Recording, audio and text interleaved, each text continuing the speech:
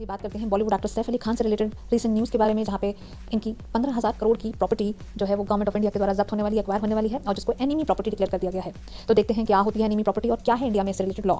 तो बात करते हैं इंडियन लॉ के बारे में, जिसका नाम है एनिमी प्रॉपर्टी एक्ट 1968। और इस एक्ट के अकॉर्डिंग एनिमी प्रॉपर्टी ऐसे एसेट्स एंड पोजेशंस हैं किसी ऐसे व्यक्ति या एंटिटी के जो कि एक ऐसी कंट्री का नेशनल है जिसके रिस्पेक्ट में या तो इंडिया का वॉर रहा है, या जिसने इंडिया के अगेंस्ट हॉस्टाइल एक्शंस लिए हैं, या फिर जिसने इंडिया के इंटरेस्ट के अगेंस्ट एक्शंस लिए हैं। तो ओवरऑल देखा जाए तो एनिमी प्रॉपर्टी उन सारी प्रॉपर्टीज़ को कवर करती है जहाँ पर एक ऐसा व्यक्ति या ऐसी एंटिटी ऐसे देश में माइग्रेट कर जाती है उस टाइम पर जब उस देश का इंडिया से कोई वॉर या कन्फ्लिक्ट था, और वो व्यक्ति या एंटिटी यहाँ पर अपनी प्रॉपर्टी यानी कि इंडिया में उस प्रॉपर्टी को छोड़कर चली जाती है।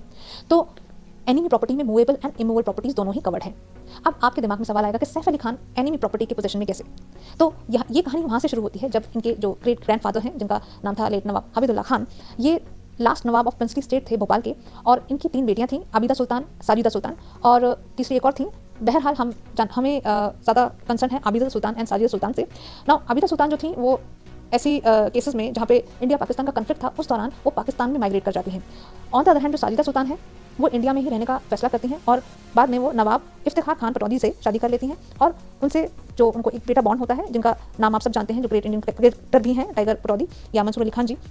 जिनके बेटे हैं सैफ अली खान। तो इस तरीके से सैफ अली खान जो हैं वो उस प्रॉपर्टी के मालिक बन जाते हैं जहाँ पे उनकी ग्रैंड मदर की सिस्टर यानी कि आबिदा सुल्तान जो है वो संतानहीन होती हैं, और वो प्रॉपर्टी सैफ अली खान को वहाँ से मिल जाती है, क्योंकि आबिदा सुल्तान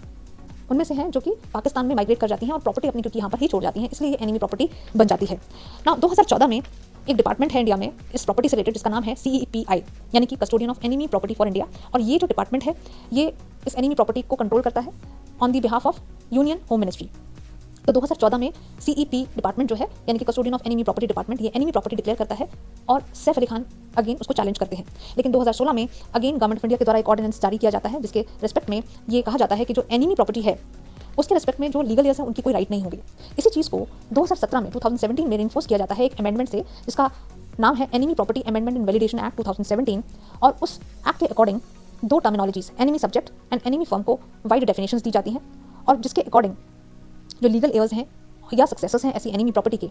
इरिस्पेक्टिव के वो कौन से सिटीजन्स हैं यानी कि कहाँ के सिटीजन्स हैं, चाहे वो इंडियन हैं या फिर वो किसी इंडिया के रिस्पेक्ट में नॉन एनिमी नेशन से भी अगर हैं, अगर वो उस एनिमी प्रॉपर्टी को होल्ड करते हैं तो उस केस में गवर्नमेंट ऑफ इंडिया ऐसी एनिमी प्रॉपर्टी को एक्वायर कर लेगी, और उन केसेस में इस एनिमी प्रॉपर्टी के रिस्पेक्ट में ये जो लीगल एयर्स हैं या सक्सेसर्स हैं वो किसी भी तरीके से हस्तक्षेप यानी कि इंटरफेयर नहीं कर पाएंगे, ना ही उसको एलिनेट कर पाएंगे, ना ही ट्रांसफर कर पाएंगे, ना ही सेल गिफ्ट कुछ भी ऐसा नहीं कर पाएंगे, और वो प्रॉपर्टी जो है वो गवर्नमेंट ऑफ इंडिया की हो जाएगी unless and until government of India कुछ और अप्रूव करे।